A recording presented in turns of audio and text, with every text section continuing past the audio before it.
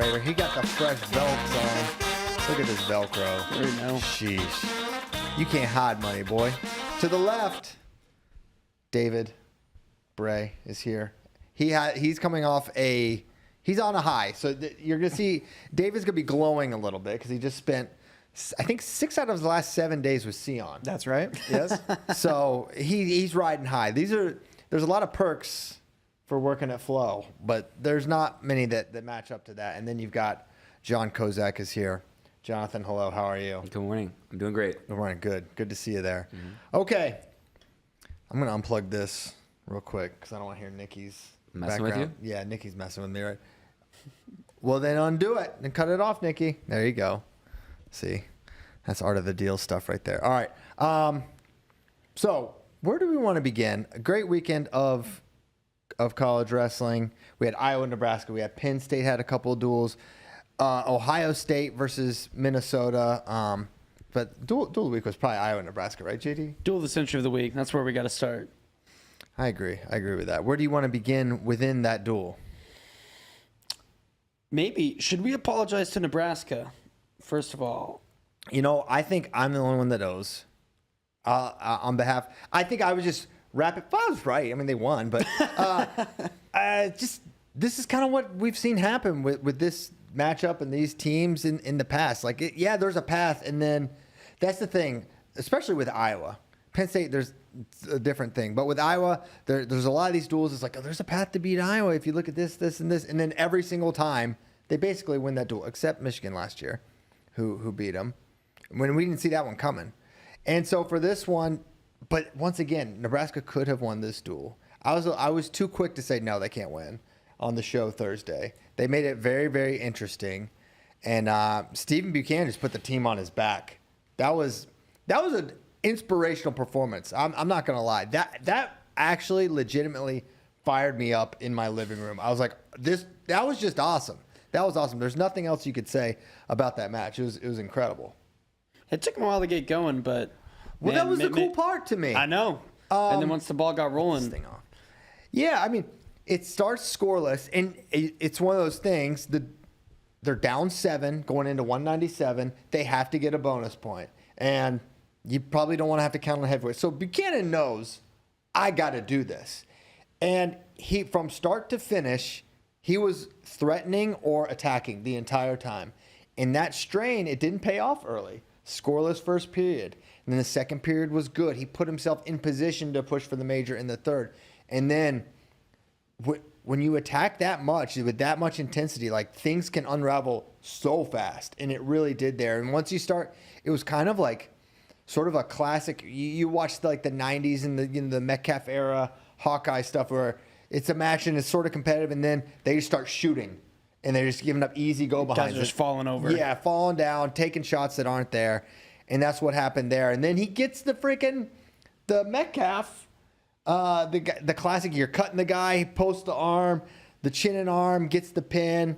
I mean, that was the signature moment to me for Iowa this year. It was got to be the most electric Carver moment of this season.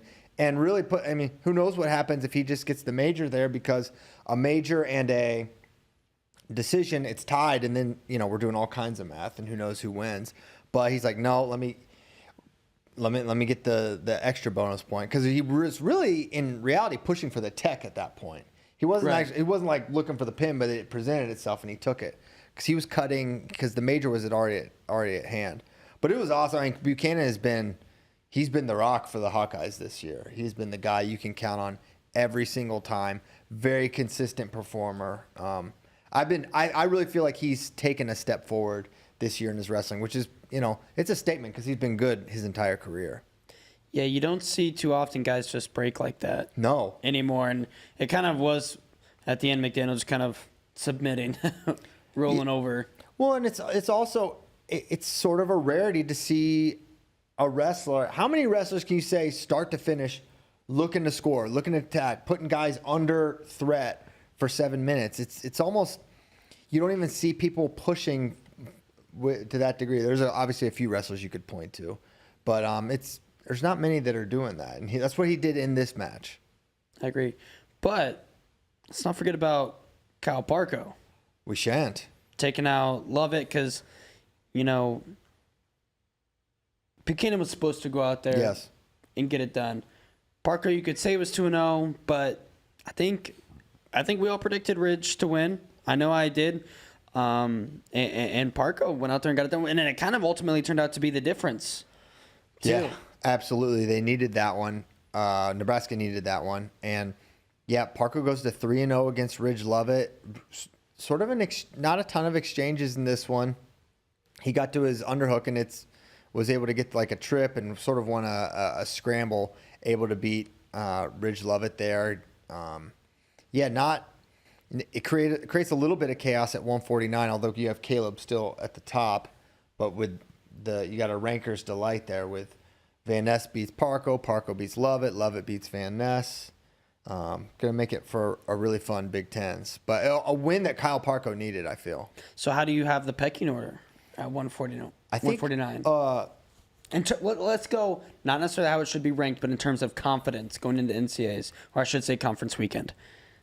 Yeah, I would say my confidence would be Shane, Lovett, Parco, I think. Well, what about Henson? Oh. I was thinking Big Tens. Henson, Shane, Lovett, Parco. The Henson has been back, but just the fact he's been kind of on a pitch count this second semester, is that all affecting how you're viewing him going into ACCs? And it would if he didn't just come back and then just tech Jaden Abbas with no issue whatsoever. So to me, that was just whatever maintenance, whatever it was for Caleb. He's back to being Caleb. So no concerns there. Long season, just keeping him ready. I don't know what was going on. I don't have any intel there, but obviously nothing too alarming. He looks really good. It feels like whatever happens at Big Tens is going to be super important because there's something about these matchups between Lovett, Van Ness, and Parco that that's going to, I think, greatly impact how the NCAAs plays out and who ends up on the same side as Henson. It's all going to be important. Ridge beats Van Ness beats Parco. Yeah. Parco beats Lovett. It's not just like it happened once. It's happened multiple times. Exactly. No, 49 is gonna be fun. I still think it's one we're gonna go into NCAAs and I think all bets will still be off. I don't think we're gonna feel that great. Just like last year, Ridge beat Henson at CKLV and then Henson beat him in the semis. Right. Yeah, I think it's gonna be like that. But for the Hawks, they need Parco. I mean, you need Parco to be a viable title contender to kind of cement yourselves at the 2 spot. Is he title contender? I think so. I don't know though. Can he beat Van Ness? I don't know. He's 0-2 or 0-3 against him. He's not outside the picture entirely, but he's not going to be anyone's first or probably second pick. So if we're doing tiers, is tier 1 all 4 of those guys? It almost has to be. I think it is. Because you can't make Caleb on his own, I don't think. No. He had an overtime match with Ridge, right? So I think it is all 4 of them. And then you don't know how it's going to get seeded. You don't know what's going to happen at conferences that could disrupt it. So I think you do have to put them all 4 together. So if you're Iowa, how do you want that to be seeded? NCAAs. Where you want obviously Parco probably opposite of Van Ness. You want Henson and Van Ness on one side, and you want Lovett on your side. Yep. If you can split them up 4.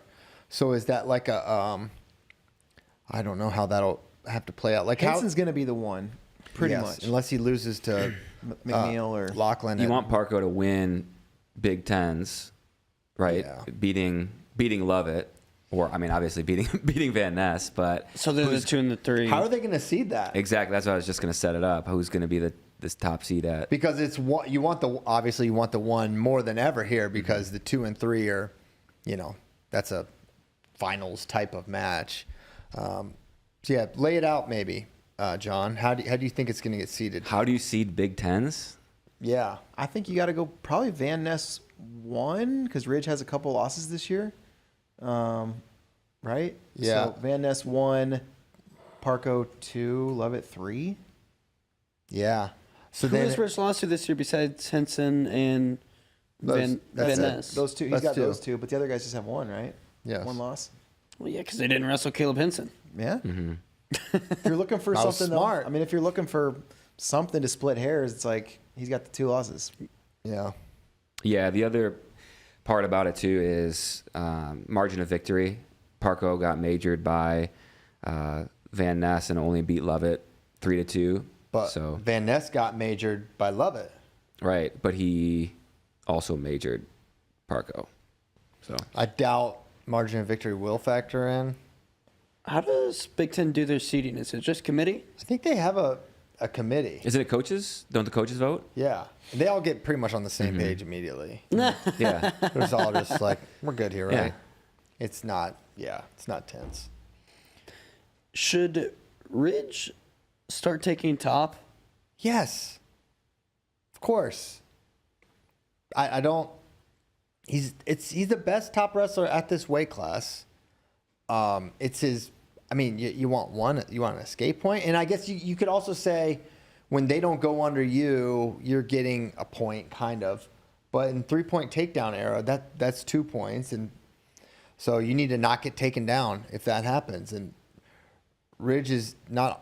Against these best guys, the takedown advantage is not necessarily going to be in his favor. And probably from a neutral perspective, you would take Caleb, Shane, and apparently Parco as the better neutral wrestler in all 3 of those dynamics. Now, Van Ness went under him in the duel, and he did get away. But then the second time, I just think you want as many opportunities from the top position as you can. It's crazy how much different this match could have gone if Ridge got that reversal on the edge instead of only the escape.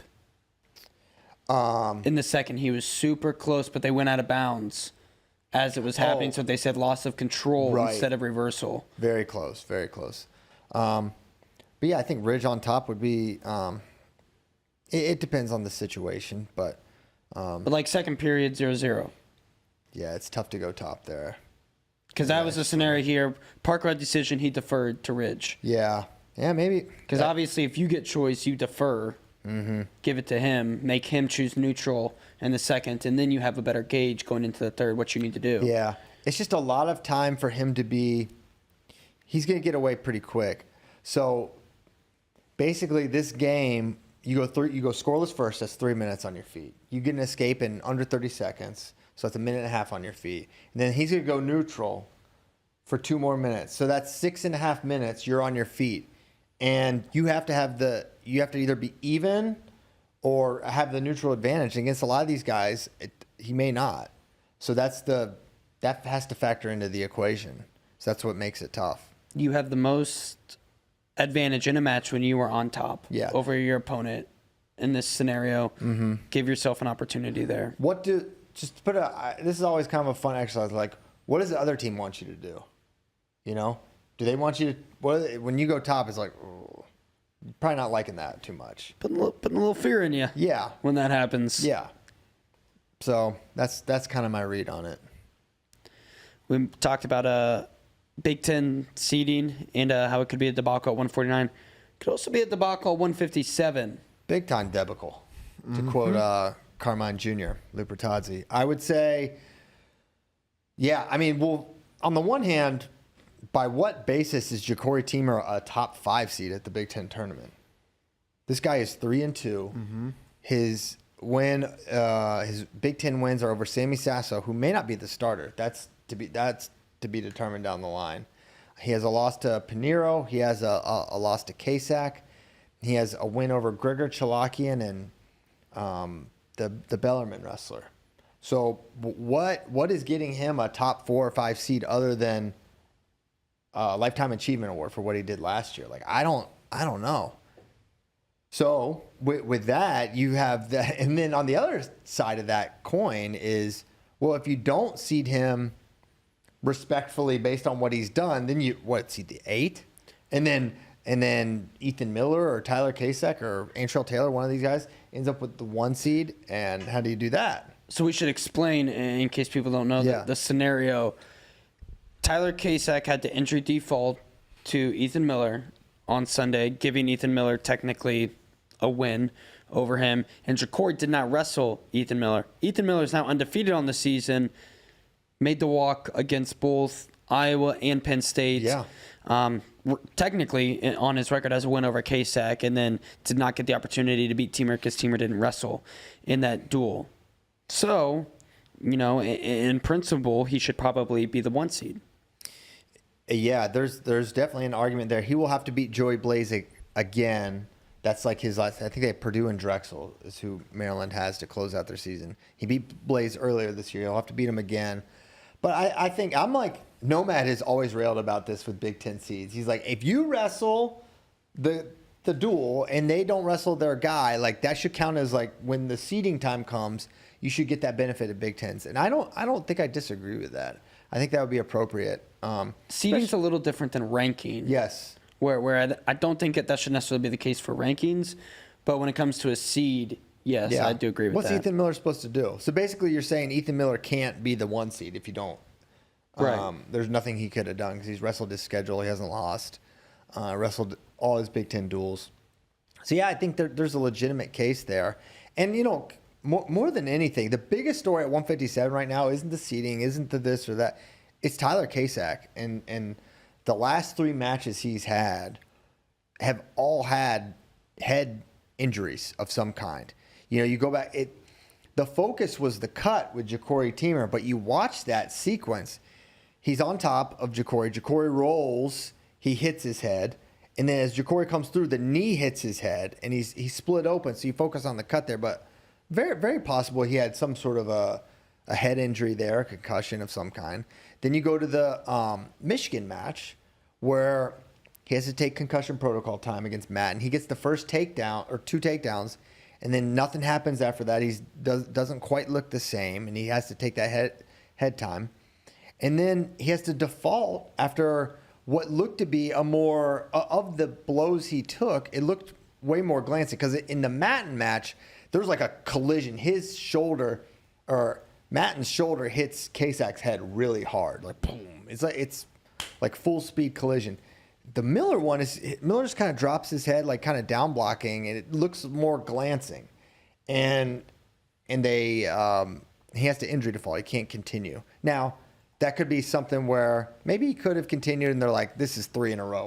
We're not playing this game." But regardless, 3 in a row is a big concern for me. Just like those are serious things. Head injuries. It's not a knee. It's not. You don't get tough through head stuff, right? It's totally different category of injury. And this is, seeing it 3 in a row does have me a little concerned. I wouldn't be surprised at all to see Tyler miss some time. I think that would be appropriate.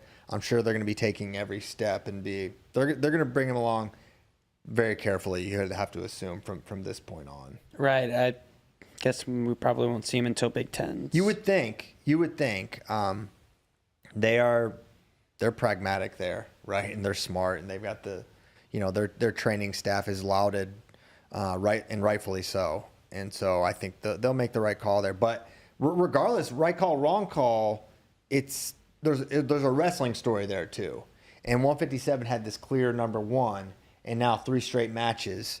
You're like, man, that's if there's one thing that could derail Tyler's season, like if you told me this guy like tore his knee or had a shoulder injury, I'd be like, he's still going to be a guy to contend with. But something like this, it's really concerning. I don't know if he was clear number 1 after beating Jacory. You could argue Meyer. You could, but what you could not argue is that Meyer has had a better season than Tyler. True. You could say based on what Meyer did last year at 157, this, that, and the other. But Tyler's just been. I mean, Meyer has an injury default loss as well to Harrington of Harvard, so they're a little equivalent there. But yeah, I guess sort of debatable. But it felt like K-Sac had stamped, I'm having the best year right now.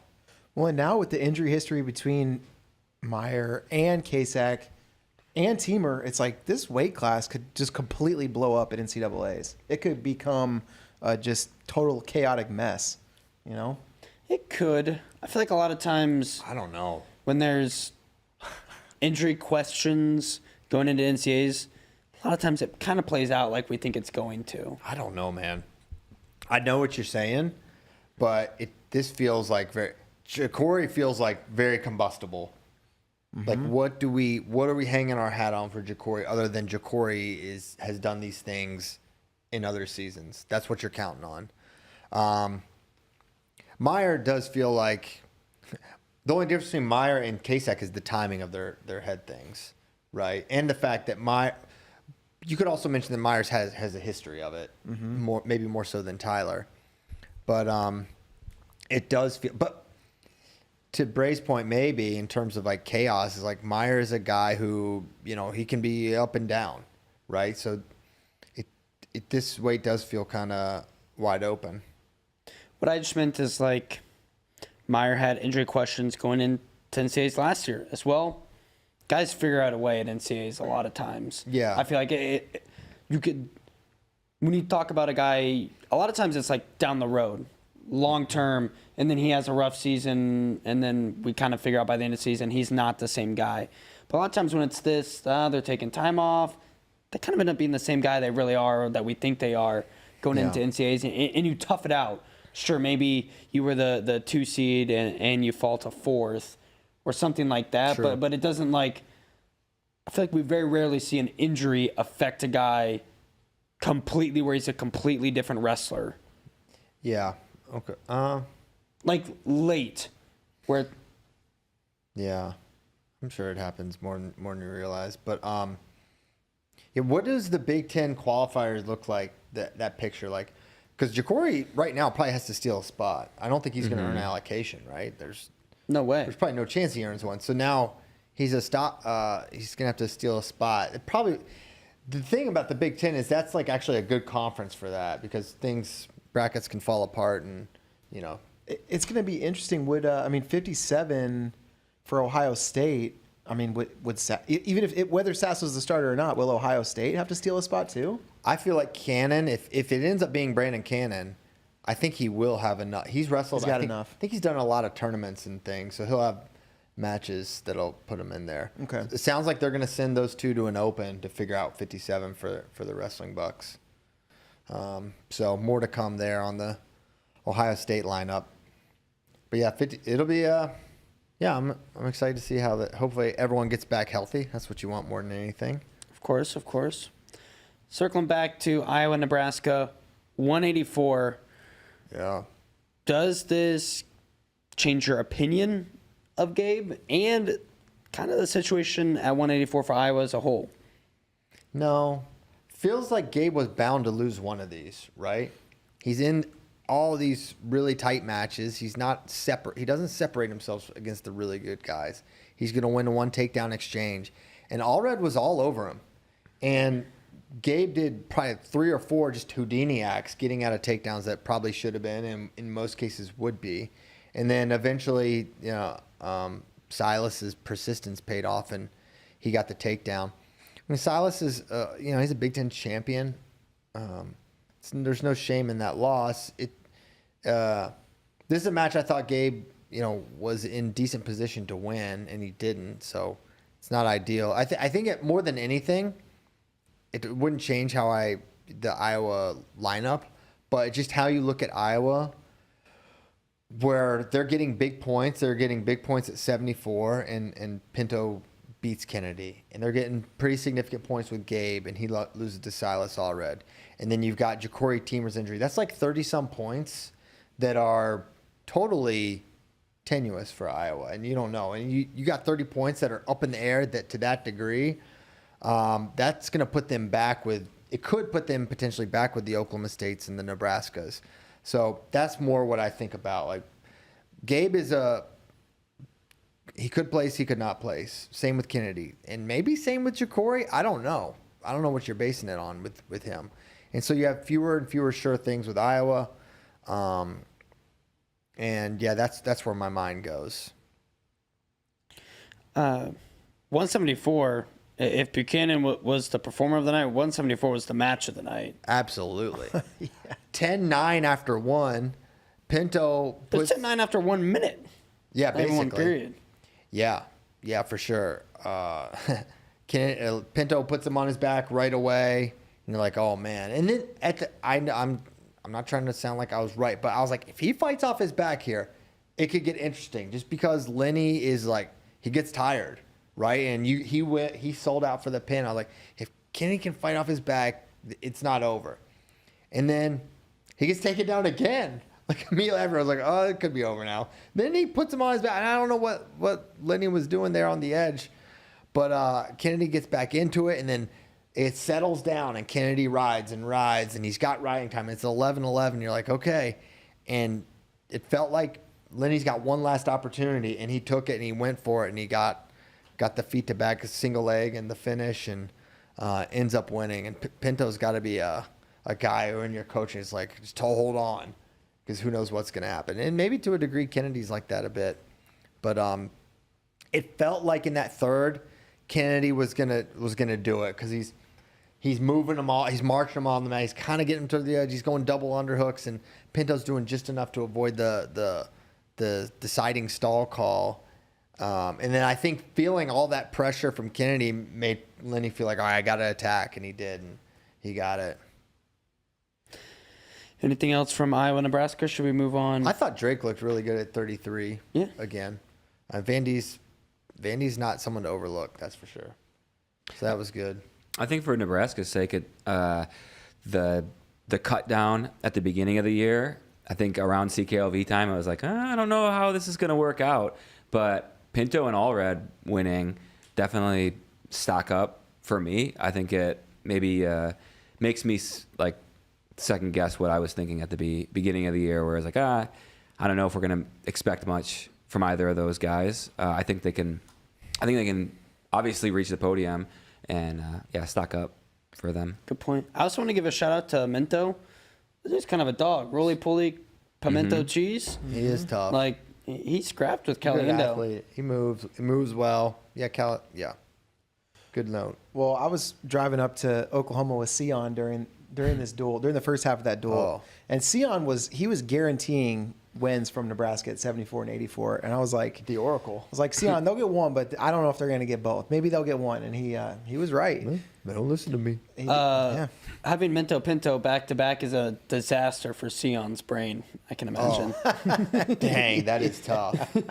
As somebody who mixes up the craziest of mix-ups, Yeah. That one's easy to mix up. Do you have any? I mean, what other Sion stories? You got anything good? I mean, so many. Literally. It was Now like, he made you stay near a casino, right? Well, I was like, so I wanted to bring my sons on this trip. So I was like, hey, let's wait till they get out of school. Which that's a risk. I hope no CPS workers are listening to this because there is a case as child endangerment just having your children in the car with Sion for 8 hours. Yeah. Well, and on the way on both ways. That's so 12. We got a lot of hours in the car, but he was like, I was like, yeah, let's leave after school gets out. So let's stop part way on the way up. And he's like, well, then we better stop at the casino. There's a casino right on the other side of the border when you get into Oklahoma. The WinStar, but the rooms at the WinStar are way too expensive. So he's like, just get me close. So he stayed like, just give me a shot. Just give me a shot, Dave. He stayed like 5 miles away from the WinStar. We get to the hotel. And as we're checking in, Sion's like asking the lady at the front desk, how do I get to the casino? She's like, well, you could probably Uber now. It's like 8 p.m., but you're not going to want to count on an Uber on the way back because you're not going to get it. Here's some numbers that you can call. She gives him a piece of paper. So Sion does not remember to bring the paper with him. Throws that away right away. So the next morning, I'm like, hey, how'd it go? He's like, well, I was winning, was losing some. Next thing I know, look down, it's 5:30 in the morning. Oh my gosh. So 5:30 in the morning, Sion has no way to get a ride. And he finally was able to call somebody, figure it out. But he didn't get back to the hotel till like 7:30 in the morning. And then we had to leave by 9. So Sion with like an hour of sleep, he powered through though all day. He got the work done, but could have been rough. I'm a little jealous right now, just thinking about that table. That much time at the table. That's.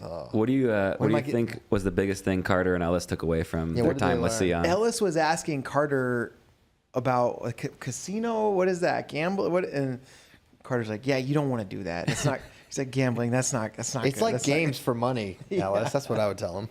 Yeah, The ultimate thrill. Yeah. So, what was their biggest takeaway? You think I don't phone know. games are fun?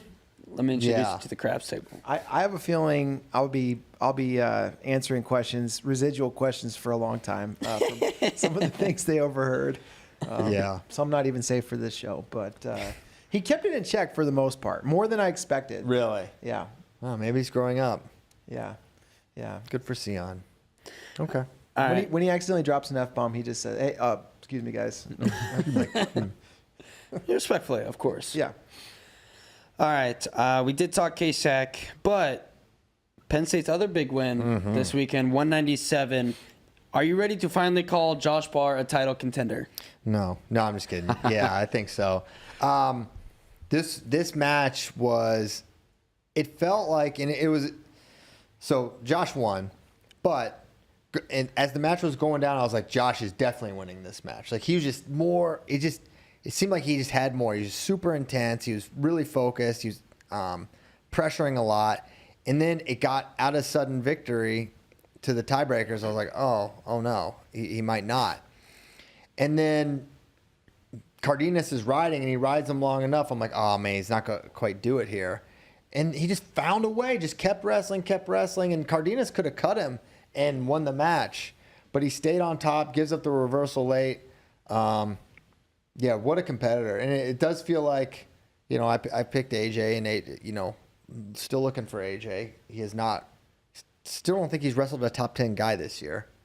So it feels like Buchanan and Barr have not separated like significantly, but it does feel like they are the two that have had the best season this year.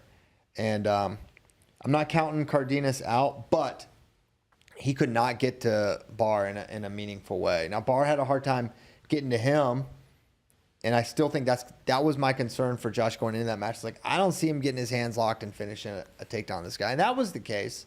And you would say, okay, if you can't take him down, Cardenas will have the mat advantage. And that was kind of true, too. It just, until the very end, there's just something in between that competitor realm that just wanted a little bit more, just a little grittier. And that was the difference for Barr. Great performance and a tough one for the Wolverines. And is that why Tyler's not on the show? Some are saying. I'm saying it right now. Because he didn't ask. He had this Bo Bassett because he's hiding behind this Bo Bassett project. I don't know. He might be in a pottery class. He could be that happened. But he knew about the Bo Bassett video.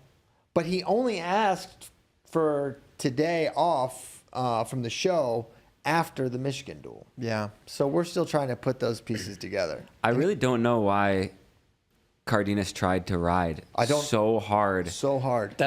I'm wondering, do these guys not listen? It would not surprise me if these guys don't know the rules. Honestly, I think you see a lot of times in tiebreakers where it's really poor tactics, where they'll get a ride out and they don't need to go underneath. It's go neutral, don't get taken down. Yeah, exactly. Like, I don't know how often like coaches spend with their guys talking about like tiebreakers and strategy and like things like that. And I know it's different in the heat of the moment and everything, but I really feel like a lot of times it's pretty simple, and people just choose the wrong thing in the moment. Well, that's what I was going to say.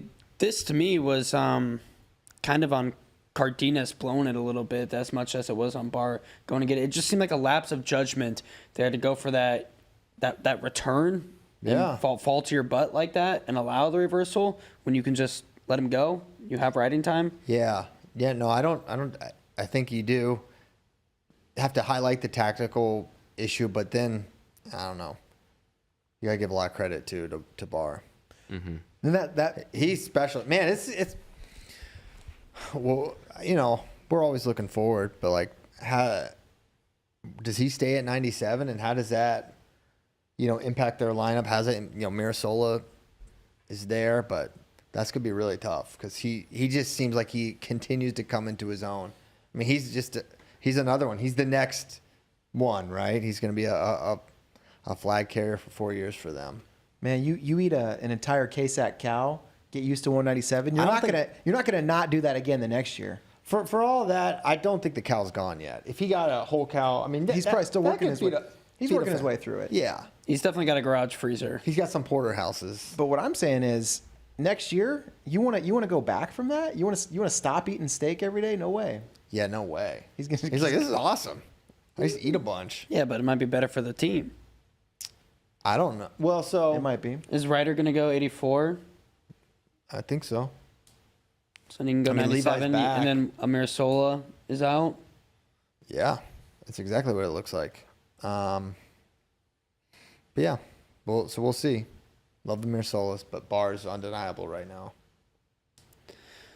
Elsewhere, on the weekend, if Iowa Nebraska wouldn't have been so electric and came down the last match, I wouldn't have came true. That was a really good duel. Sometimes it's like good teams, bad duel. That was good teams, good duel. Yes, it was. Also, amazing duel between two good teams.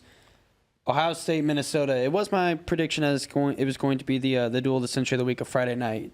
It almost came true if it wasn't for Iowa. Yeah. But this one also came down to the last match. It was tremendous, and McAnally had to get it done, and he did. He did indeed. I mean, Gable sort of looked mortal-ish in this one. I mean, Gable's, he's in that Spencer Lee class where, like, it's not win or lose. It's like, oh, how did he look as he won, and how many bonus points did he score? But he did get, if nothing else, you could say Gable Stevenson got tired in this match. Did Yes. Nick Feldman push? No, I thought Feldman was allowed to retreat in a way that I thought they let him off the hook a little bit. But he had a couple of moments there where he's like almost scored, or I say almost scored, like had the angles on Gable in ways that not a lot of wrestlers do.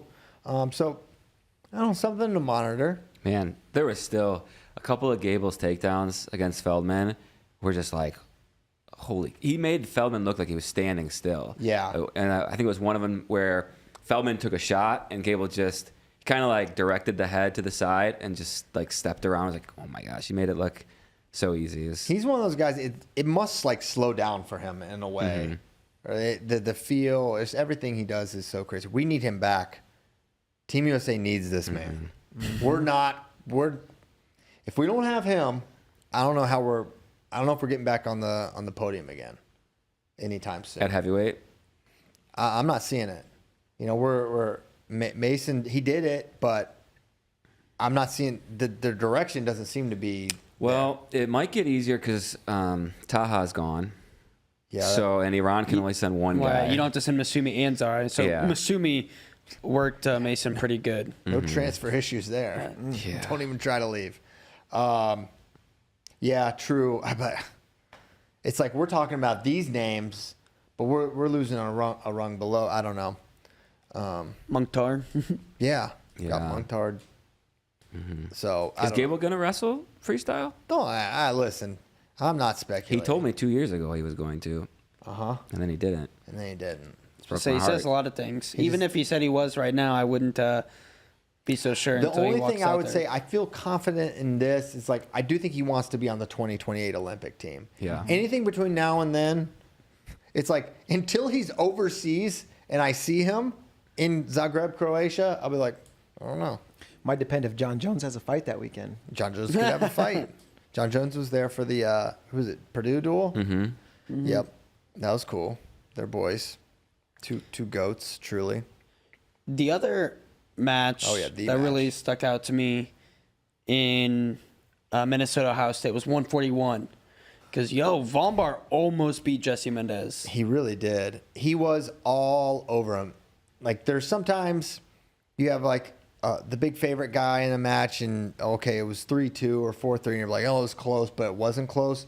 This was so close. And the number of times Von Bar almost took down Jesse Mendez in this. And Jesse, at the end there, was not getting the legs. And Von Bar was getting in on his single leg really consistently. And then one time when Jesse did get in, he almost got counter-scored on the edge. Like, it was... Von Bar got the first takedown off a scramble, and then Jesse got a score eventually afterwards. And then from that point on, Von Bar lived on Jesse Mendez's legs from the third period. Sudden victory, and I think it was called right. I think Coach Eggum probably wanted some stall calls in there, and there was a warning against Jesse, and it was merited. Von Bar was moving him around. He was shooting him to the edge. It was a lot of good things. But when it was winning time, Jesse still got real tough, got away super fast. Von Bar took neutral in tiebreakers and still almost scored. But Jesse wins, which is like, to me, that it's one of those stock up both guys, because it wasn't like, you could say Jesse didn't wrestle his best, and that would be true, but also that other X factor competitor dog realm, like it's like stock up for Jesse. And then for Von Bar to compete that well, really impressive. Really, really tough guy. Yeah, Von Bar, he kind of had an up and down year last year, and then obviously great finish, making the podium. But he's been super solid this year. Only losses to Brock Hardy and Coderhant and now Mendez. And the Hardy match was 12-10. I don't remember.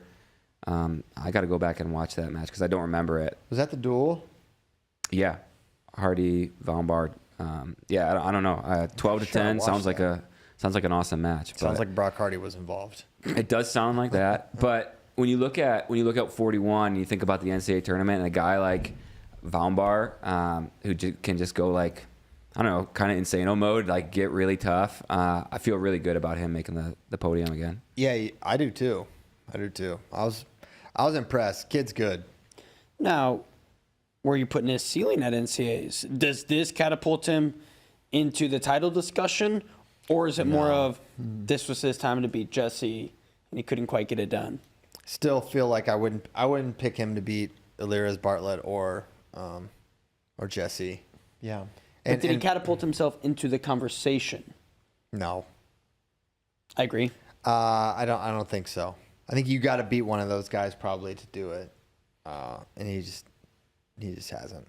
I wouldn't pick him to beat any of those guys, but if I was any of those guys, I wouldn't pick him to be on my side of the bracket either. I'd be Get like, out of here. No thanks, Vance. dude. Beat it. He's that's a scary guy to wrestle. He's not going to stop. No. The other big match in that one was Macron over Cooper Flynn. Yeah, I mean Macron. This is just he majors Cooper Flynn. Great win. He needed that win, and then he loses to Jacob Moran 2 days later. So Hangover match. I guess he was gonna. I say he was gonna win. He was in position to win in the third period, and Moran got a takedown. He got away, and I think Moran took neutral or something like that, because there was no takedowns at that point. And then maybe Macron even had the first takedown, but then Moran went and got it in the third and won. So yeah, I don't know what to. Macron is one of those 25-pounders. There's a list of them that. Who knows what's going to happen on any given day or any given match, really. Mm-hmm. Elsewhere, other results from the weekend. Carson Hartzell's looking really good also. Yeah, he dominated Roman Rogotsky. He beat Whiting 7-1. He missed a lot of time, but since his return, he's been really solid. Oh, I guess another notable thing is Ohio State used Davino at 33, which... kind of the parallels are really there for Iowa's 184 situation to Ohio State's 133, where in their biggest times, their biggest duels, they're going with Davino this year, but ultimately staying redshirt. Yeah, I think he will. I still think that's the plan. Ohio State's not poised to. Although the thing that's interesting with Ben is you look at 133 this year, it's like. This weight is not that great. Right. The number one Crookham is MIA. He hasn't. He's still ranked number 1 by Flow Wrestling, but we haven't seen him literally this year. He hasn't wrestled since December the 20th.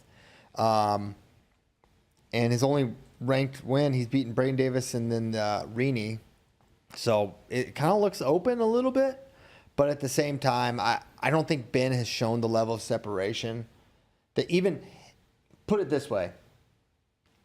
Angelo Ferrari, shapeshifter machine, he's the 133. I think that version, I would say, okay, he could win. I don't know if Ben has shown the level that Angelo's at. Does that make sense at all? Yes. No, that makes sense. So I don't think he's quite there, even though I think the parallels are close to identical. Yeah. I don't think he's... Losing a close match to Storaci is a little different than, Shawver, right? Right. So, and I think Bouzakis on a given day is still All-American type of guy. So I don't see Ohio State's not pushing for a trophy this year, even on their best day. So I think maximize your Davino, Buzakis, Mendez years, and I think this is how you do it. So what happens next year? I think Nick goes down. Man, it's gonna be the strongest 125 pounder of all time. Yeah, well, NATO. You got NATO in there. NATO in there. Little parallels there. Like, this was the debate. I remember. I forget what year it was exactly. It's one of the Tomaselli years. He went up to 33. He was awesome. But it might have been better for Ohio State if he went down to 125. And he eventually did go down again. I think it was maybe a Pletcher thing, or it doesn't matter. But Willie's big thing was he's like I forget what he said. But he's like he lifts himself into 33. He doesn't have to do that. And I was like, no, he should. He's big and whatever. But it's true. He did he just lived in the weight room and got really big, and then he could go down, and he did go down. He did well his senior year at 125, but it is kind of a similar thing with Nick. He's just a meathead guy. He's just really big and strong. He lifts a lot of weights, and you don't want to take that away from him, but you may have to moderate that to a certain degree and not lift yourself into that weight. So, yeah. It's too bad for Buckeye fans in the Cavelli Center. They didn't roll out, Sammy at 57 or whoever the starter's going to be, and Gallagher at 65, because that could have changed the duel. Yeah, I mean, I don't know. Patty going 57, I think as time goes on, that will look like a bigger and bigger error. I don't understand the move. And I know maybe maybe is it a loyalty thing to Sammy, but he was having a good year. And I don't think Ohio State's going to get that level of production at 57, whether it's Cannon or Sammy. And then I don't think Patty's going to be able to have the same results at 65 that he would have at 57. That's just my read. Could go down differently, but so far that's what I'm seeing. So I don't know if he's a little banged up or something, but I don't know if that was the move. All right. Results elsewhere from the weekend. McGonigal got back on track with a big win over Knox. Yeah, he missed a bunch of time. Mm-hmm. And would look like a GD wrestle-off, both in the camo. What the heck with the... Listen, you got to give a heads up with the camos. Be like, hey, we're wearing this like gray and green camo. Oh, y'all are too? Okay, we'll bring... Or just like travel with like, some different colored ones. I'm sure they like coordinated that or something. No, they didn't. I asked. They're like, they're like, we didn't know Stanford was wearing camo, was basically what I was told. So you're not going to stand down, though. You got your camos on, it's like... Yeah, and that's the thing. It's like, well, you can't ask. They probably did some camo promotion or something, so Stanford can't change, and they only brought those. And it's not. You can't run. You can't run home. Yeah, this is ridiculous looking though. Look at this. Yeah. You have to really. It's like the same kind of camo with the with the flag on the back. What in the heck? Stanford was probably going for like a trim. Stanford was probably going for like a turkey hunting situation. That was probably their idea. Are there turkeys in Palo Alto? Well, no, but the Hokies, they have that turkey. How far do you have to oh, yeah, that's true. How far do you have to drive from the Stanford campus to go to anywhere where you can legally hunt? I don't know. They call it the farm. I mean, maybe they got, farm to table. I don't know. There you go. There are wild turkeys in commercial. Yeah, look at that. See? In commercial flocks. That doesn't sound... Wild turkeys in commercial flocks. I don't even know what that means. It's a farm to table situation. Farm to table. Okay, farm to table. All right, got it. So, yeah. Sorry, that is funny to mention, JD. Styles beat Lamer. Kozak's guy. Looted. Oh, that was your pick. Everyone, when you see Ethan Styles do something great, just comment looted. Because that's like what? That's his brand. That's his brand. Yeah. And, Coach Roden told me not to encourage it. That just makes me want to encourage it even harder. So... but he beats Lamer. He started at 57. That's how he got on our radar. It doesn't really matter what weight with Ethan. It's happening either way. He's looked really good, actually, at 49. Yeah, he has. Not even like a bit or trying to be funny. He's really good at 49. No, he's good. He's good. I always saw this coming for him. Not everyone in this room did. He beat Abbas. He beat Jordan Williams, right? Now Lamer. So. Yeah, the Pac-12 is his. Mm-hmm. Dang. He did lose to Willichow, but that doesn't count. Yep, not Pac-12. And Bear Claw beat Hall. He did. Last second takedown. It was tied, but then he gets the single leg finish on Peyton Hall. Yeah, that was a big win for him. Bear Claw's tough. What if it's him versus Mitchell in the finals? That'd be crazy. I mean, Kale in one corner, Casey in the other. They're going to wrestle at some point. They have to. It's gonna, That was Mitchell's one of his closest matches last year. That and the Ruiz match. Yeah. Yeah. No kidding. That was a nice win. It was cool. It was in his high school gym. Yeah. It's pretty sweet. He's got to be so glad he transferred. I'm not trying to put, it's like, a lot of guys they stick it out and there's nothing wrong with that. But man, he's had two magical moments in Utah. He beat Cam Amin. It was crazy. He goes to his high school gym. He beats Peyton Hall, that's a really big win. That was the marquee match. They finished with that match. A lot of good energy at Utah Valley. Who's happier that he transferred, Bear Claw or Adam Hall? Adam Hall. Probably happier. It's that's huge. Dude, your first year, you have this guy to really get behind and say, hey, look what you can do here. It's really cool. Bear Claw Messenbrink was 8-5 last year. Dang, boy. Crazy, right? That is crazy. Man. I mean, I would still probably consider the Hamdy match closer. In a way. Yeah. If you're just thinking about the points. If you're thinking about and if you're thinking about the fact that he was down 9-2. Yeah. That's what I was thinking about. Yeah. That was crazy. Hamdy had kind of a tough one against Brennan. Got ridden out the third period. It's not the first time that's happened to him this year. Here we got some. Now this is more confusing than the camo on camo. You just got to look for Mitchell's curly hair to know who's wrestling here. Bear Claw. So it was 8-2 in the third, and then. But still, Bear Claw gets a takedown here at the end. This was pretty early. This was pretty early Messenbrink too. Yeah. It was Black Knight. Yep. Yeah. Yeah. Mitchell is not giving this takedown up without a fight. Look, still. He's still trying to not. He could turn down and give up this takedown, no problem. How does he score this, actually? I'll write the last second. You can only fight the Indian Outlaw so hard. Yeah. His friends do call him Bear Claw. He looks bigger this year, too. I don't know if y'all think so. Yeah. I wonder if he was, in sort of a holding pattern. I wonder if he was going to be the 57 or... Although they had Levi there. Anyway, good win for him, for sure. Before we get to questions, we were kind of talking about it this morning, but let's talk about it on the show. So let's save it for the show. Are we sure Iowa is the number 2 team in the country still? Because the narrative this whole year is Penn State separated themselves, and then Iowa's tier 2 island, and then it's kind of everybody else. So is that still the case? I think so. So I had it broken. Oh, I forgot to put it on my phone. But there's these chunks. They have their.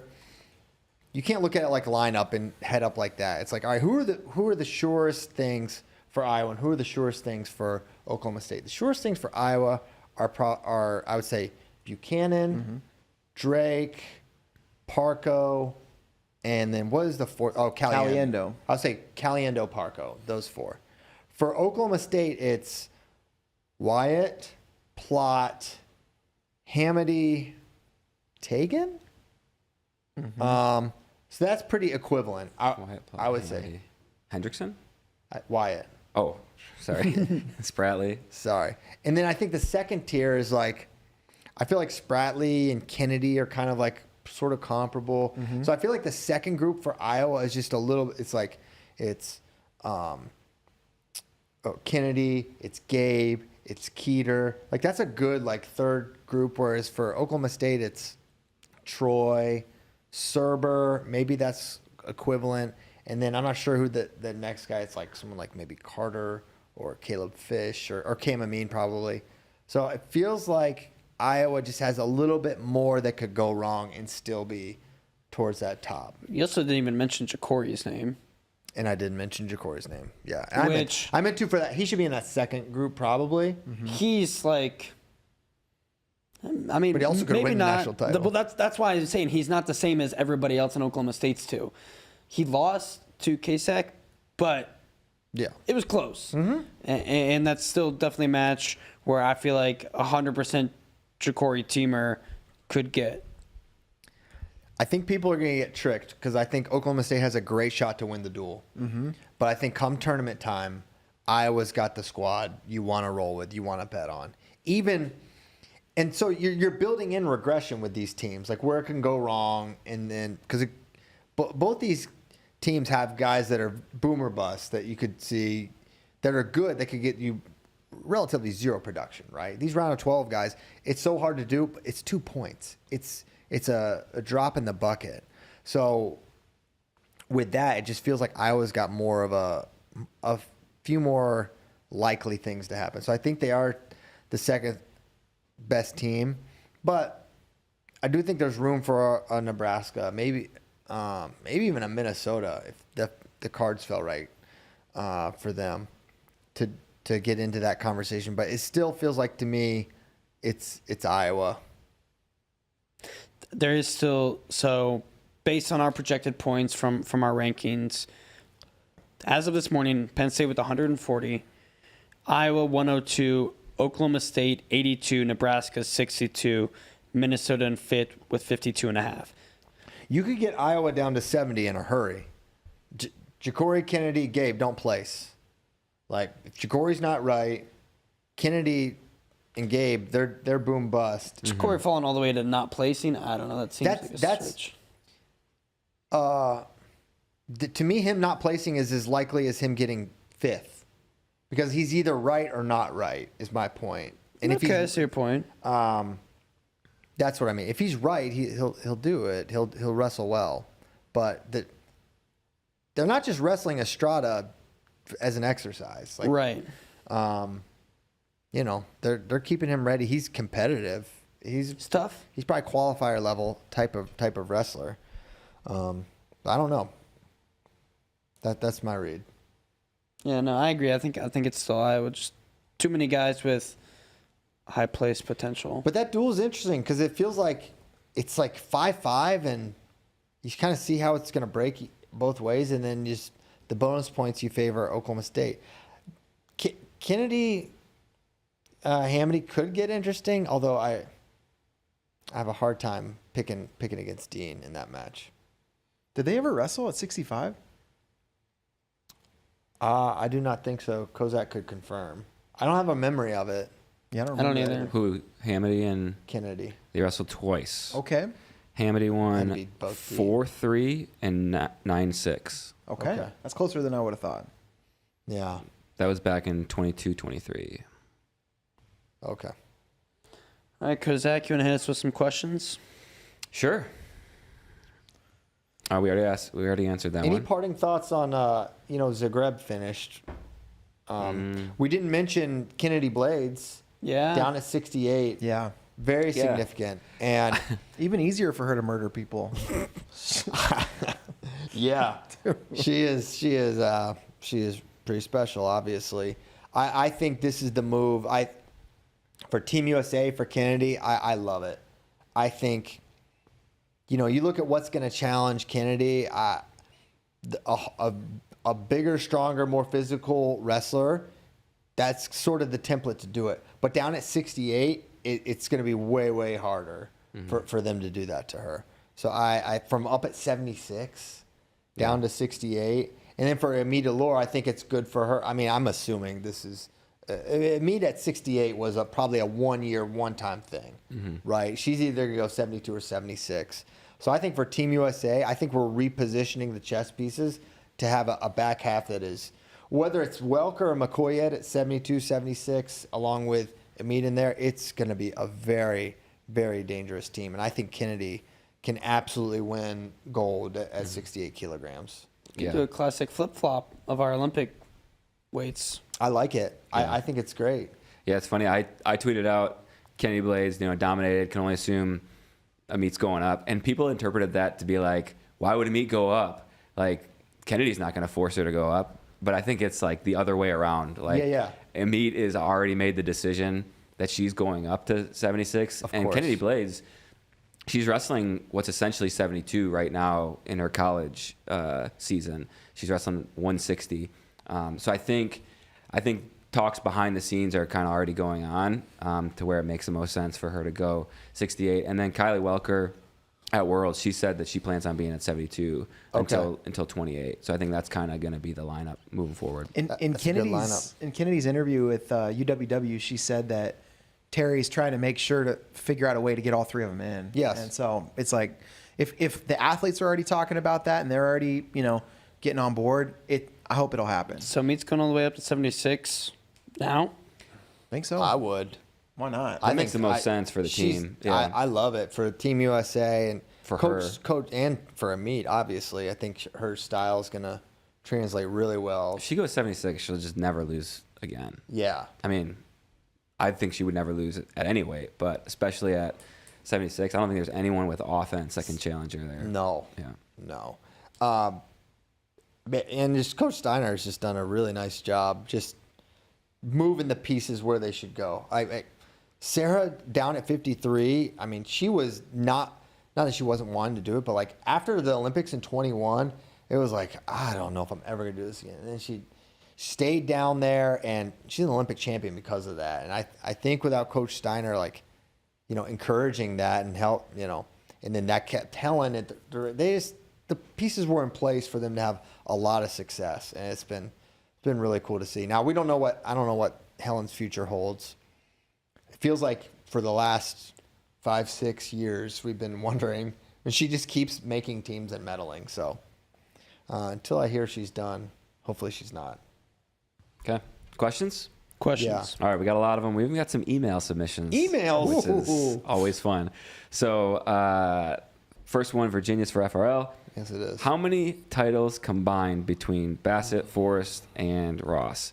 Is it appropriate over under 5.5 or 6.5? That's a lot. I think that is an appropriate over under. I'm thinking, if it's 2, 1, and 1, then that's 4. That's If true. if one of them gets, Ross is interesting.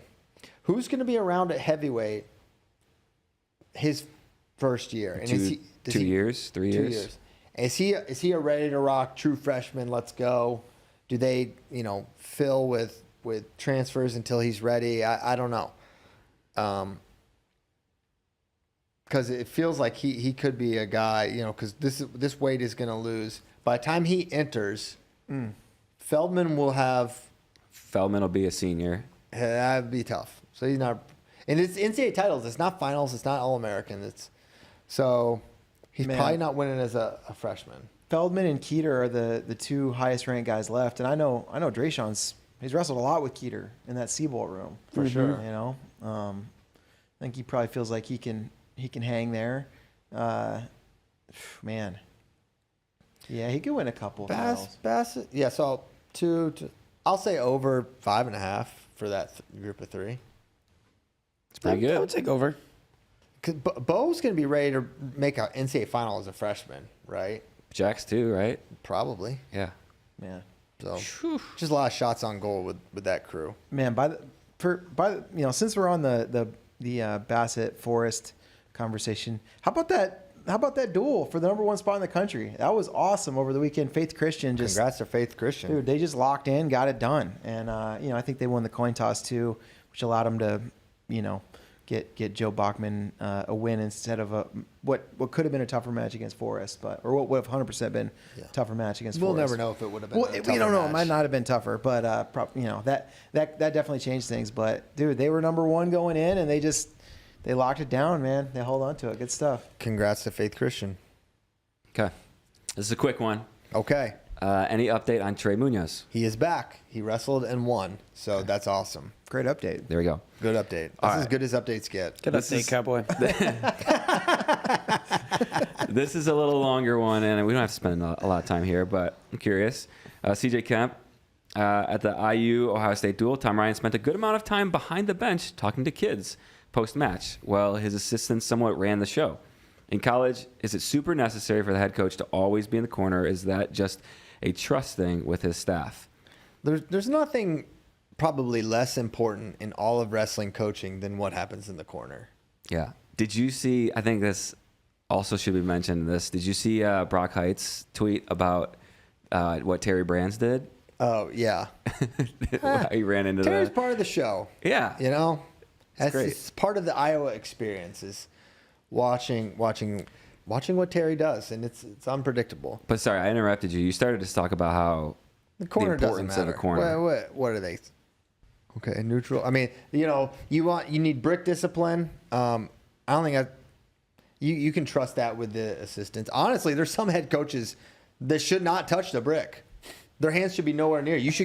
Some teams should get power of attorney over their head coach and not let them touch the brick. That Some would of these be guys are throwing bricks like a banshee.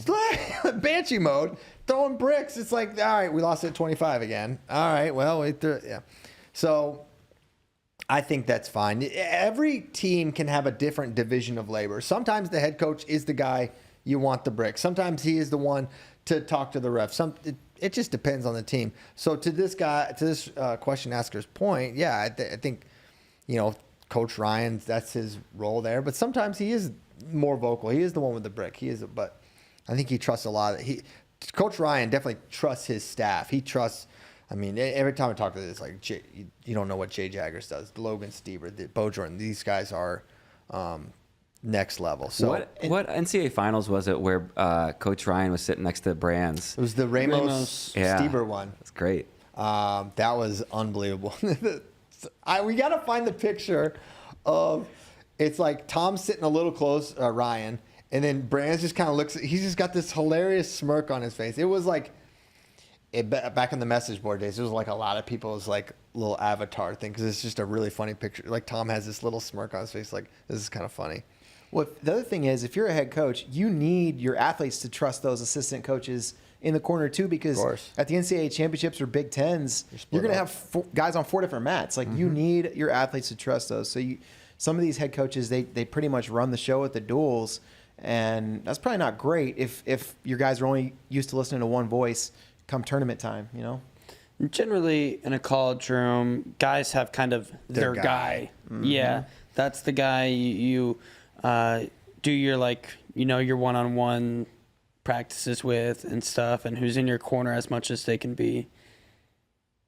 Yeah, for sure. Brozak, next question. Sorry, I was looking at the Stieber Ramos video. Oh man, that was crazy. All right, so Virginia for FRL. Another question. What was your favorite city for a wrestling event? Well, there can only be one. Oslo. Yeah. Oslo, Norway was great. I love Tirana, Albania. Yeah. Everything Albania. It's Des Moines, baby. Des Moines? Yeah. State tournament? NCAAs, don't matter. Okay. I didn't go to that NCAAs. It's just the best because then all my friends and family go. Okay. And to me, that's what makes it the best. Oh, yeah. All right, there's this, hold on. Plus, you can just walk around in that skywalk, too. That's right. Yeah. Am I allowed to show this? Yeah. Yeah. Just play it a little bit. I'll tell you when to pause it. Hold on, look at the camera. Right there, right there. Just a little. That's so funny. And pause it. He's like, you guys seeing this? We're sitting next to each other. Oh man. Yeah, that was a crazy final. Anyway. Kansas City was great. I was sick the whole freaking time. Oh man. That was bad. I didn't really get to enjoy it. I wasn't there, but I'm familiar with the layout of Kansas City. That would be great. Idiot. And also very close to my friends and family in the Midwest. To say I liked Kansas City would be an understatement. Well, did you eat anything good there? Any good food? My favorite menu item that I had was barbecue. Okay, that makes sense. Mm-hmm. Yeah, no, it was good. Burnt ends in Kansas City. Yep. I haven't got sick since then. I changed my life after that. Okay. Just saying. Omaha, another great option for NCAAs as well. I love Omaha. Mm-hmm. Omaha's a great city. They should just hold all NCAA championships there. They got baseball there. Yeah, that'd be a good idea. What are some other good ones? I mean, New York City is amazing. I love it. I mean, I've got to go to, Final X's and beat the streets over the years. It's really been fun. How do you feel about NCAA championships being in one spot every year, do you like how it rotates? Move it around. Because where would that place be? Cleveland. Honestly, Just joking. Cleveland would be sick. I love Cleveland. That was definitely. I was just thinking about that that NCAA tournament. Not just how lit it was, but like the fans. But that was Yanni Spencer, true freshman year, greatest team race of all time. It had that gross Tariq Wilson. It was Colin Moore lost to Connell. Yep. Like it was just right. Yeah, it was that year. That was my just- first NCAAs. That was the craziest freaking that tournament. It will be hard for any NCAA tournament to ever live up to how great, just how many amazing things happened there. It was unbelievable. Yeah. Was that the year Nolf? I don't think that was the Nolf. Was that the Nolf Hidley year? With the super controversial. That may have been the next. It was. Was that 18 or 19? It was 18, and then in 19. Oh wait, am I right? I don't know if I'm right or wrong. I think in 19 it was less close, if I'm remembering correctly. Doesn't matter. Don't. My memory's not great, but that was an insane NCAA tournament. But yeah, it doesn't feel like for wrestling there's a place you would want to have it every year. You'd say the same thing about like baseball in Omaha, but it seems like Everyone's on board. That's what I'm saying. You're not gonna get these people on board. But I do like how it moves around. Me too. Variety's the spice of I life. was just gonna say that. I love it. Mix it up. Okay. It'd be kind of cool if you could choose the city, like knowing what storylines were going to be in play that year. But you gotta do it early enough. But also, like, if it's like Omaha, Iowa obviously has a huge advantage over like Penn State, Yes. right? Yeah. If it was in that area every year. dude, Omaha 2010, Iowa had so many people there. Oh yeah, that was crazy. Probably their best team they've had. They put 5 in the finals, won 3. That was crazy. That was a really good year. What was I gonna say? Were people hating on Cleveland? I feel like we had to ride for Cleveland recently. Because Cleveland State. Oh, yeah. People, take away. Yeah, that makes sense, guys. Take away the NCAAs from there because I do like. I don't know if the NCAA has tried to do this or not, but how it's always, or at least I don't know about always. My history knowledge isn't always there, but at least in the past like 10, 15 years, kind of in a wrestling area where it's not like Vegas. Right. Even they though try we to take a swing every 4 years, like New York in 16, the football stadium. They're bringing that back in like later, so I like that. Yeah. Honestly, I would be down for Kansas City every year. I think that was cool. But All right. okay, sorry. High school wrestling legend. He's asking the questions people need answered. What's harder, Christian? Coaching a D1 team to 10 All-Americans or beating Spey in a trivia game? Harder for me? So this is like what would be harder, like not broadly for all of the world population, but just me specifically. He does ask it. I to you. honestly think I would have a better shot of putting together a 10 All-American team than beating Spain trivia. Listen, coaching a D1, I just got to get on staff. Yeah, that's true. You get me on staff, at the right school. There's one school currently. But I don't think there's any scenario I'm beating Spey in trivia. I'm not like a trivia, unless it's wrestling trivia. Yeah. I'll beat him in that. He can get that work. But any other category, it is insane.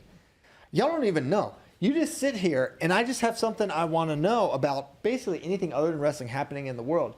And he can give me like a reason why it's happening. Yeah, he really kills Google search traffic. He in our brings it to office. life. Yeah, you don't have to Google it. You just ask Spey. Yeah. I mean, I cannot beat him in trivia. I just got to get on staff. I just got to get hired. I got a clean background. I'm now bronze. You could get him in sports. I think all of sports you could get him. Yes. But just to continue to campaign for myself, I'm bronze certified USA coach. So I got that going for me. Safe Sports certified. Background check. Background check. You have coaching experience. I was the City County Coach of the Year in 2009. You can look that up. Daily News Leader. I think it's City 2009. County. City is the name of the county? City/county. So okay. yeah. Gotcha. So that's Augusta County and then Stanton. Why not just call it county? Because they're separate like government entities. Like I'm aware of how a city and a county works, but if you're the county coach of the year, you're automatically the city coach. No, you're not, because Stanton is separate. It's like So you were the city and the county. Yes, so I beat which Two basically, different awards No. Well, we'll say I won 2 awards, but it was really 1. because the city is in the county. Well, no. Okay. We ready to move to the email portion of our questions? I'm ready because I can only assume that in an email you have a lot of time to really think out the question and ask it well. Does happen in some of these. Okay. Yeah. All right. So this first one, Jeez. you guys are gonna have to stay with me here because there's like 7 points here. Okay. All right. Oh boy. When the game-winning shot was on the line, you always wanted the ball in MJ's hands. I did. The scenario, it's the Magic NCAA Johnson. championships. You're in second place, 2 points behind first. Your guy is in the last finals match of Saturday night. Your guy is 1 point down. There are 30 seconds left in the third. No riding time. Wrestlers are standing. If your guy gets a takedown, he wins the match. You win the championship. Why didn't they just start with that? All right. Yeah. Golly. What? All right. So for each of the top 5 teams, who's your MJ? Okay. Who of the top 5 MJs win? Come on, bro. What are you doing to me? This is so complicated. But who's your MJ? Basically, is the question. It's just who's the most clutch wrestler. Historically, or like this for this For year? the top For for the the top top five 5 teams. teams. This year, who's the Michael Jordan? Who's your for- MJ? Okay. Top 5. Just pick one MJ. All right, one Gable. But he's not a top 5. Oh, I guess he is. He is. Yeah, Gable. And he did it at the Olympics. Who's the Penn State? Who's Penn State's MJ? Who's Penn State's MJ? Strachey? It's got to be Carter, right? Yeah, I wish Iowa State was on there because you could literally say MJ, Guy Tom. Yeah. But now you can't. So this whole thing's. For Iowa, give me Buchanan. Oh, Starachi. Yeah, Strachey gotta be Buchanan. Strachey. Starachi Buchanan. Wyatt Hendrickson. Yeah. Nebraska. You got to think Wyatt's wrestling Gable, though, right? Uh-oh. So, He's Michael Jordan. yeah. Nebraska. Who do I don't know if it's Ridge or not. Because this is like. Hardy, I'm going Ridge. Ridge. Yeah. Minnesota Gable. you need a takedown, though, So, in the NCAA finals. yeah. Brock Hardy. Meaning you're probably wrestling, Ridge is probably wrestling, who knows? I don't know. All right, that was good. This is crazy. Is This is just insane. You just. this the one you wanted, David? Yeah, 28. Okay. Can we show this? Oh, It's it's shown. up. It's shown. It's up. Okay, good. All right. So I can't read it.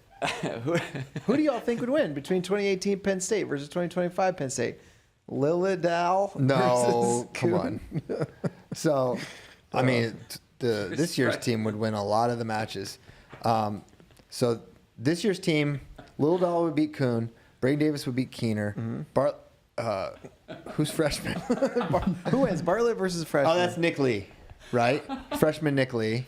Oh, Nick Lee. He just forgot to write Nick Lee. I didn't read this before right now. Oh, this is so funny. So Bartlett would beat Nick Lee. Zane would beat Van Ness. Nolf would beat Kasak.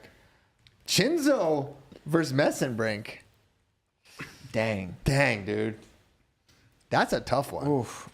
I'll come back to that. Duel, Messenbrink, NCAA finals, Chenzo, Okay.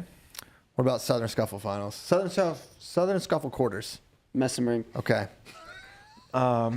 Midlands Concy semis. Dude, Levi Haynes Mark Hall. Messenbrink. Levi Haynes Mark Hall. That's a good one, too. Dang, this is give me getting Marquis, really baby. hard. Oof. I got nickel over Starachi. I got Don't beat me up, Carter. I got Bar. I got Bar over Shakur. Yeah, for sure. I got Srirachi over Nickel, Hall over Haynes, Barr over Rashid, Kirkfleet over Nevels. You know what this duel could come down to? Bartlett beats Nick Lee, but then he actually didn't. Yeah. And then Nick Lee won. That happened once. Yeah, that's my 2018 has more holes, but he would pick them in more of the bigger matches. Yeah, that's probably right. Knopf over Kayak for sure. Yeah. Do we All like right. this question? What is this? Yeah, no. Just some an all There's name some good team. names. All name team. So we got some nominations. I don't know why 25. Shannon Hannah's on there. And it's kind of rhymey. Yeah. Yeah, it's a rhyme. I'd like to nominate Colt Barley to be in there at I think he's like 165. It sounds like a a beer that JD would order. Well, it's great because it's both a young horse and what you would feed that young horse. Oh, right. Yeah, I like Stony Buell. that is good. Very good. We can read some of these. Wolfgang Frabel. Yep, that's a good one. He's got Major Lewis and Jet Strickenberger at 125. Conor McGonigal. I don't know why Conor McGonigal's on there. She's so Irish. It's insane. Well, he could have gone Paddy Gallagher. That's That way more is- Irish. Me too. Zan Fugit at 133. Shanahan at 141. 149. Smokey McClure, 57. Jameson. I don't even know how to say this last name. Cologne. Colongione. Colongione. It's great. I'm at, Yeah. Gonna go Hippolito. It's kind of a fun one to say too. Oh, yeah. 65. Gunnar Filipowicz and Stony Buell. Oh, I guess he had Stony Buell on there. 74. Gaetano Console. What a name. Gaetano console. Gaetano Xbox, PlayStation console. 184, Giuseppe Hughes. 97, Max Out, Wolfgang Frabel. 285, Andrew Blackburn Frost and Isaac Trumbull. Morven St. Jean. Yes, Morven St. From Jean's got to be in Presbyterian. there for Heavyweight. For heavyweight. Great name. Rebecca St. James. We used to call her Saint Rebecca. Thanks, Power A lot of Tie. them don't make it to a Division One, but it is always a pleasure when Brave finds a good high school name that comes across. Hamilton's good at this, too. Oh, yeah. Hamilton's all over it. Look, if you want to, I mean, if you want a little, trick of the trade, just look through Oklahoma tournaments. They've got some Jersey great Rob. ones. Yeah, Yeah. Jersey One of my Rob. favorites Jersey Rob. from Good one. Oklahoma, obviously. Not Oklahoma, but Del Capone VZ. Oh, That's my gosh. That's a great name. Yeah. Future Michigan man. That's a great name. That's right. That's right. All right, I like this question. Watching Wyatt Hendrickson versus Juan Mora and similar mismatches is not entertaining. I reject the premise. I think it is entertaining. And also, apologize to Juan Mora. Stray. Can I also say One More, a great name because you get to sing it to Daft Punk's One More Time. Yep. All right. So this person says that match is not entertaining. I think it is. But golf has a handicap system to level the playing field. Because I know it would never happen, but it's fun to imagine. What would a handicap system look like It would be in kinda wrestling? cool. This is just betting with lines, basically. But like Juan Mora goes out there with like a 14-0 Right. lead. Yeah. That's what he gets a takedown or something. Yeah. Or he has a scoreless first period and just gets away in the second. Yeah. Tech fall. That's kind of what it used to be like when we would do lines with Spencer. Yeah. It's just like We 14 and a half point No, line. we started doing over 15 because Pin it or was no like pin. he was getting like 17-point Yeah, techs and right. stuff. So it was literally like 16 and a half. Yeah. Man. No. I think they're going to do that next year. The rules committee was talking about that. Kozak. That's good. I recommend it. All right. Here's a question. Has anyone ever bonused a full season through NCAAs? Does Mitchell have a chance to tech or better his way to a title this year? Caliendo 2 more times is tough to ask, but not unreasonable. Who else is he going to see? So maybe first question, has anyone bonused through NCAAs? And can Mitchell do it? If he can't, who's going to stop him? Bonus through NCAAs is in the entire NCAA tournament? As in the season. As It's in the 100%. season. And then also NCAA. Yeah, I don't know if that's happened. Kale technically did it because he had like 2 matches that weren't bonus, I think, one year, and one was Lee Fullhart, who has already graduated in the Midlands Finals, and then another one was the All-Star Classic, which I think didn't go on his official record. So I think Okay. he has one season where then outside of those matches, he had 100% bonus rate. I don't know enough about 1990 or 2000 or whatever to say for sure. There probably is somebody from like the 50s, 60s, or 70s that did it that I don't know about. A couple have been close, but David in 12, I forget how close he was. He might have had forget who would have been in his weight. Zane had one where he only had 2 matches that weren't. For Messenbrink, I mean, we already talked about it on the show today, but Bear Claw could, he could keep it close potentially. At NCAAs, things are they Tight. up a little, and it's time to win. So you make some choices there, but he's definitely a candidate, as is Gable. Yeah. I know. So I visited Oregon State earlier this year, and Ethan Styles I did was too. yes, Lou did. I was told Howard Harris. We always forget to mention him. He bonused his way through the NCAA tournament. He pinned Bruce Baumgartner. Yeah. But I don't remember if they told me that he bonused his way through the whole season. Do know he was 46-0 that year with 40 pins. Okay. Yikes. That's crazy. That's a lot. He's the last person to pin his way through NCAAs. I'm sure Chael Sonnen's got something to say about it. All right. Chael probably bonus his way through a season one time. Well, that did happen. Okay. I think we have time for one more. Sure. All right. This one, super polite to us. Finally. Not to the Mac. Someone with manners. Not to the Mac or the SoCon. Oh, boy. Everyone catches straight he in these says, questions. Hello, dear FRL staff. Wow. I've been an avid listener since the beginning of time. So I want to express my thanks for what you do. Wow. He didn't say time. But I have two questions. I'm just going to ask one. Is there any way to make conferences like the MAC and the SoCon not so weak? Like any way to make the top recruits go to non-Big 10 or Big 12 schools? No. I mean, the closest thing to a solution here would just be to divide qualifiers out of conferences into something else. That's the only. You're not gonna. No, you can't force recruits to go to different conferences. This may be the last time we read emails for a while. You got email probation. You can keep emailing. I like it. I do think like parody. See, Twitter's great because they got to get to the point. Emails. As you can see. You got 7 bullets. And I love you all. And I say it all in love, but There's been a couple more that are. oh, I'm have sure been this too is long. what made the cut. Who knows what's floating around this guy's inbox? I think the question of like parity in like the conferences or in the dual season, that could be potentially solved with like a regional format or something where you divide up the strength of the strong teams based on something other than their conference, but. That's way more likely to happen than it is that you're going to force recruits to go anywhere. This guy's looking for parity law. He does want parity law. Yeah, one instance. Well, I of mean, it. it is kind of tough because there's also a chicken or the egg kind of thing to it where you think, it can be done at a non-regular Power 5 school. I mean, look at a team like UNI. Who is really good, although they are in the Big 12 in wrestling. Yeah, for now. So that's a caveat, but they've been good, and so recruits want to go there, but you have to get the recruits to be good. Yeah. Well, So. I think maybe a better point out of this question is like with the transfer portal, and we've seen it happen already, where you have guys they can go to a MAC school or a SoCon school and still have success there. Like we see it at like with Noto, right? I mean, I think he's the perfect example, or Bear Claw, right? Where the transfer portal can work both ways, where it can, work for a lesser school. Cool. All right. I think That's it. The show is over. We thank you guys so much for tuning in. We're going to be back Thursday. JD is going. Can we say where you're going? Yeah, sure. He's going to State College, Pennsylvania to shoot with I'm our about guy. to hop on a flight, literally leaving from here in 20 minutes. From here. We've got a chopper for him. Straight to State College. Straight to Ono. Straight to Ono, our good friend. February 26th, coming soon. Oh, yeah. 2 weeks and change now.